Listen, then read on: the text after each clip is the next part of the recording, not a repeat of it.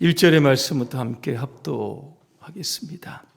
그때에 예수께서 성령에게 이끌리어 마귀에게 시험을 받으러 광야로 가사 40일을 밤낮으로 금식하신 후에 줄이신지라. 시험하는 자가 예수께 나와서 이르되 내가 만일 하나님의 아들이거든 명하여 이 돌들로 떡덩이가 되게 하라. 예수께서 대답하여 이르시되 기록되었으되 사람이 떡으로만 살 것이 아니요 하나님의 입으로부터 나오는 모든 말씀으로 살 것이라 하였느니라 하시니, 이에 마귀가 예수를 거룩한 성으로 데려다가 성전 꼭대기에 세우고 이르되 내가 만일 하나님의 아들이거든 뛰어내리라. 기록되었으되 그가 너를 위하여 그의 사자들을 명하시리니 그들이 손으로 너를 받들어 발이 돌에 부딪히지 않게 하리로다 하였느니라. 예수께서 이르시되 또 기록되었으되 주 너의 하나님을 시험하지 말라 하였느니라 하시니, 마귀가 또 그를 데리고 지극히 높은 산으로 가서 천하 만국과 그 영광을 보여 이르되 만일 내게 엎드려 경배하면 이 모든 것을 내게 주리라. 예수께서 말씀하시되 사탄아 물러가라. 기록되었으되 주 너희 하나님께 경배하고 다만 그를 섬기라 하였느니라. 이에 마귀는 예수를 떠나고 천사들이 나와서 수종드니라. 아멘. 오늘 광야로 가신 예수님이라고 하는 주제로 말씀을 드리겠습니다. 할렐루야. 아멘. 옆분과 인사하겠습니다. 광야의 시험을 이겨냅시다. 준비되셨습니까? 네, 오늘 사순절 첫 번째 주일인데 사순절에 관한 영상 1분짜리입니다. 먼저 시청하시겠습니다.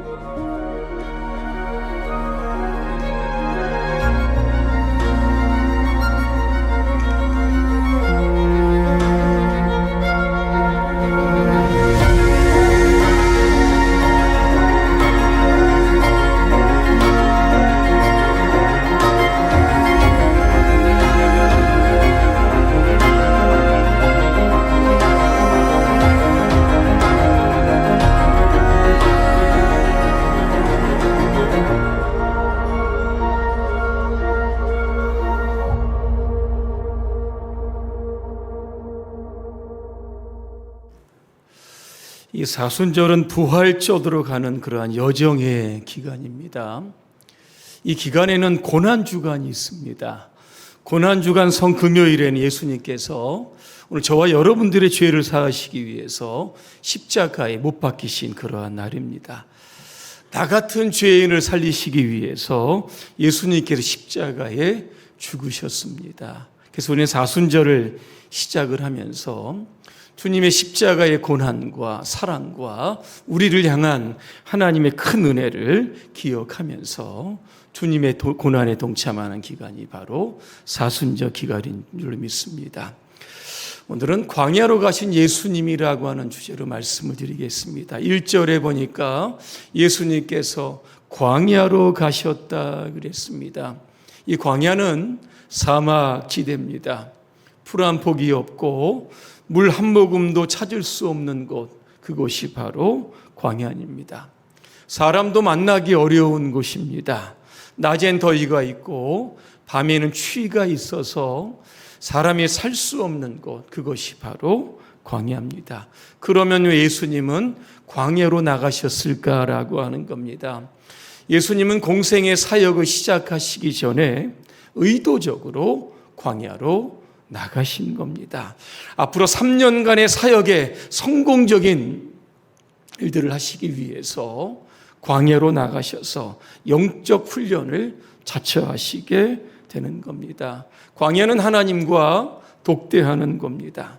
철저한 고독이 있고 자신과의 싸움을 통해서 다시 영적으로 무장해서 세상으로 나가는 곳, 이곳이 바로 광야입니다. 어떤 분은 이렇게 이야기할 겁니다. 풍요로운 시대에 왜 그렇게 불편하고 어렵게 그렇게 광야로 나가서 신앙을 훈련시키려고 하는가? 아마 그런 분들도 있을 겁니다. 하지만 신앙은 잠시라도 이런 광야로 나가야 하는 겁니다. 왜냐하면 풍요의 세상 속에서 우리의 메말라버린 우리의 영혼을 하나님의 말씀으로 정화할 수 있는 곳이 바로 광야이기 때문에 그런 겁니다. 우리의 삶에서 사순절 기간 동안 한 걸음 물러나 보는 겁니다. 광야로 들어가서 자신을 살펴보고 하나님의 뜻을 찾는 신앙의 노력이 우리 가운데 있어야 하는 겁니다. 위대한 신앙인들에게 발자취를 보니까 광야를 거친 사람들이 많습니다. 모세, 미디안 광야에 가서 40년 동안 있습니다. 그리고 출애굽의 지도자로 하나님께 쓰임받습니다. 바울도 아라비아 광야로 들어가게 되는 겁니다. 그곳에서 하나님을 만나고 앞으로 선교 사역에 대한 철저한 영적인 훈련이 있었던 곳, 그곳이 바로 아라비아 광야입니다. 이 엘리엇이라고 하는 시인이 황무지에서 이런 이야기를 합니다. 광야를 자신의 영혼을 정화하여 신을 만나는 곳이다. 그렇게 정의를 합니다. 현대인은 자신 안에 이 목마른 사막을 지니고 있다고 합니다. 우리 안에는 오직 갈증과 고통만이 있다고 합니다. 하지만 우리는 광야로 나가서 우리의 영혼의 갈증을 해결시켜 주시는 하나님을 만나야 될 겁니다. 인간적으로 광야는 황무지이지만 그러나 우리는 그곳에서 우리는 영적으로 풍성하게 하시는 주님을 만날 수 있게 되는 겁니다. 그래서 이번 사순절에 오늘 여러분의 광야 아마 있으실 겁니다. 그곳으로 여러분 나가시기를 바랍니다. 또 하나 광야는 마귀의 유혹이 도사리고 있는 장소입니다. 철로역정에 보면 크리스천과 믿음이 들렀던 허영의 시장이 있습니다. 이 시장은 1년 내내 오픈을 합니다. 이곳에는 이기적인 사랑과 관능적인 그런 쾌락과 육감을 추구하는 곳입니다. 다시 말하면 하나님이 없는 모든 것들을 다 파는 곳, 이게 바로 허영의 시장입니다. 오늘 우리가 사는 세상이 바로 이 허영의 시장이 아닐까 생각이 됩니다. 세상 살다 보면 수많은 유혹들 가운데 여러분 접하게 될 겁니다. 아무리 모범적인 삶을 살던 그런 셀럽들, 유명 인사들이죠. 한순간에 무너지는 거 여러분 많이 보셨을 겁니다. 오늘 마귀가 예수님을 유혹했다라고 하면 오늘 저와 여러분들은 아마 마귀의 주 타겟이 될 겁니다. 하지만 우리가 기억해야 할 것이 있습니다. 오늘 예수님께서 광야로 나가실 때 요동강에서 이미 성령 충만함을 경험하며 나가셨다라고 하는 겁니다. 그 성령 충만한 은혜가 오늘 마귀의 유혹을 이길 수 있었던 겁니다. 마틴 루터는 이렇게 이야기를 합니다. 새가 당신 머리 위로 날아가는 것을 막을 수는 없지만 당신 머리 위에 둥지를 트는 것은 막을 수 있다 그랬습니다. 마귀가 우리를 유혹하는 것, 이거 막을 수 없을 겁니다. 하지만 그 유혹을 이겨내는 것은 바로 여러분의 몫이 될 수 있다라고 하는 겁니다. 오늘 말씀을 통해서 허영의 시장 같은 이 세상에서 어떻게 하면 이 마귀의 유혹을 이겨낼 수 있는지를 말씀드릴까 합니다. 첫째로 오늘 마귀의 시험이 있습니다. 이 시험의 주제는 뭐냐면 떡지상주의를 추구하라고 하는 겁니다. 오늘 2절에 보니까 예수님께서 광야로 나가셔서 40일을 금식하셨다 그랬습니다. 매우 줄이셨다는 겁니다. 40일 금식해 보신 분 혹시 계십니까? 그죠? 대단히 힘든 일입니다. 한 4일 정도만 금식해도 어떻게 될까요? 아마 눈에 보이는 게 다 먹을 것으로 보입니다. 온통 생각이 다 먹는 생각으로 그냥 머릿속에 가득가득합니다. 그래서 금식 기도원에 들어갔다가 한 2, 3일 지나면 다 나오는 이유가 바로 여기에 있는 겁니다. 예수님 40일 금식하셨습니다. 배고픔의 약점을 마귀가 딱 파악을 합니다. 그러면 3절에 이야기를 합니다. 이 세번역으로 보니까 이렇게 되어 있습니다. 내가 만일 하나님의 아들이거든 이 돌들에게 떡이 되라고 말해라 그랬습니다. 어렵지 않습니다. 그냥 돌들을 향해서 명하여 떡이 되라 이렇게 말씀하는 겁니다. 사람에게 있어서 가장 절박한 요구가 뭡니까? 먹고 사는 거 아니겠습니까? 배가 부르며 살아가는 것. 우리 속담에 보면 사흘을 굶어서 담 넘지 않을 사람이 없다 그랬습니다. 너무 배고프니까. 이처럼 살아가는 데 있어서 떡의 문제는 굉장히 중요할 수 있다라고 하는 겁니다. 떡으로 상징되는 게 뭐겠습니까? 돈, 물질, 여러분 이런 거 아니겠습니까? 여러분 주머니에 돈이 가득하면 어떻습니까? 어깨에 힘이 막 들어갑니다. 그죠? 그리고 막 친구들 만나서 돈 쓸 때 여러분 뭐 그냥 씁니까? 큰 소리 뻥뻥 치면서 내가 밥 살게 이러면서 커피 살게 이러면서 왠지 그냥 힘이 생기는 겁니다. 근데 돈이 없으면 어떻게 됩니까? 아무 말도 못하고 그냥 뒤에 졸졸졸졸 여러분 따라다니는 거. 그런 점에서 여러분 이 돌들이 떡덩이가 되게 하라. 조금 바꾸면 이 돌들이 금덩이가 되게 하라. 이 돌들이 돈다발이 되게 하라. 이 마귀의 유혹이 얼마나 여러 매력적인가라고 하는 겁니다. 오병이어 여러분 기적하실 겁니다. 오병이어. 보리떡 5개, 물고기 2마리로 5,000명 먹였습니다. 그리고 12광주리가 남았던 겁니다. 길바닥에 다 돌덩이 아니겠습니까? 사막이니까. 그러면 여러분 어떻습니까? 말만 하면 됩니다. 길거리에 있는 돌들이 다 떡이 되라. 그렇게 해서 당시 이스라엘은 로마의 식민지 아닙니까? 먹고 살기 가장 힘들 때 하루 한 끼도 먹기 힘들었다고 합니다. 길거리 돌아다니면서 다 이게 떡인데 여러분 주워 먹으면 얼마나 행복하겠습니까? 그런데 여기에는 마귀의 이 함정이 있게 되는 겁니다. 예수님을 경제 대통령으로 만들려고 하는 겁니다. 민중들의 배고픔을 해결하면 메시아가 되는 거지. 뭐 또 다른 무엇이 필요하겠느냐? 이렇게 계속해서 예수님을 부추기게 된다라고 하는 겁니다. 그렇게 되면 세상은요, 떡지상주의로 바뀌게 됩니다. 다시 말하면 떡으로 상징되는 물질망론주의 시대가 되어 버리고 지금의 시대가 여러분 그렇지 않습니까? 사람은 마귀는 끊임없이 저와 여러분의 귀에 속삭임 떡이 최고다. 떡만 있으면 된다. 돈만 있으면 되지. 이러면 되는 거지. 이러면 행복한 거지. 이렇게 이야기를 합니다. 여러분 창세기에 나오는 야곱과 에서 여러분 기억하실 겁니다. 여러분 쌍둥이입니다. 에서는 사냥꾼입니다. 밖에 사냥하고 나갔다 들어왔는데 얼마나 배가 고프겠습니까? 그래서 팥죽 한 그릇에 장자의 명분을 팔았던 거 여러분 기억 아마 하실 겁니다. 이 마르크스도 이런 이야기를 합니다. 이 세상에 존재하는 모든 것들은 다 물질에 불과하다. 이 세상의 역사는 떡을 가진 자와 떡을 가지지 않는 자의 투쟁의 역사다. 여러분 이런 이야기를 합니다. 예수님은 어떻게 이 유혹을 이겨내셨을까? 오늘 4절에 나옵니다. 사람이 떡으로만 살 것이 아니요 하나님 입에서 나오는 모든 말씀으로 살 것이다 그랬습니다. 창세기 2장에 보면 우리가 무엇으로 지어집니까?